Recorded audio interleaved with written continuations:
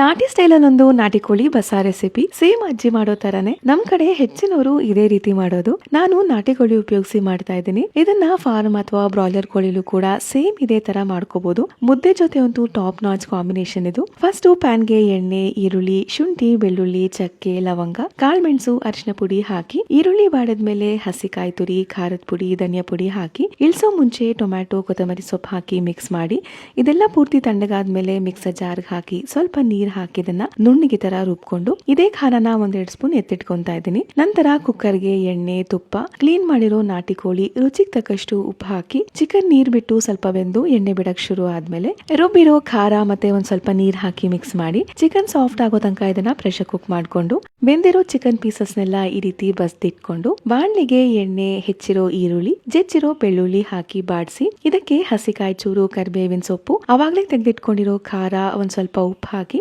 ಖಾರ ಹಸಿ ವಾಸನೆ ಹೋಗಿ ಎಣ್ಣೆ ಬಿಡಕ್ ಶುರು ಆದ್ಮೇಲೆ ಬಸ್ದಿರೋ ಚಿಕನ್ ನ ಹಾಕಿ ಇದಕ್ಕೆ ಕಾಳ್ಮೆಣಸಿನ ಪುಡಿ, ಹೆಚ್ಚಿರೋ ಕೊತ್ತಂಬರಿ ಸೊಪ್ಪನ್ನ ಹಾಕಿ ಮಿಕ್ಸ್ ಮಾಡಿಟ್ಕೊಂಡು ಮಿಕ್ಕಿರೋ ಸಾರಿಗೆ ನೋಡ್ಕೊಂಡು ಕನ್ಸಿಸ್ಟೆನ್ಸಿ ತಕ್ಕಂಗೆ ನೀರು, ಬೇಕಿದ್ರೆ ಒಂದ್ ಸ್ವಲ್ಪ ಉಪ್ಪು ಹಾಕಿ ಒಂದ್ 5 ನಿಮಿಷ ಇದನ್ನ ಕುದಿಸಿದ್ರೆ ಸಖತ್ತಾಗಿರೋ ನಾಟಿ ಕೋಳಿ ಬಸಾರ್ ತಯಾರಾಗತ್ತೆ.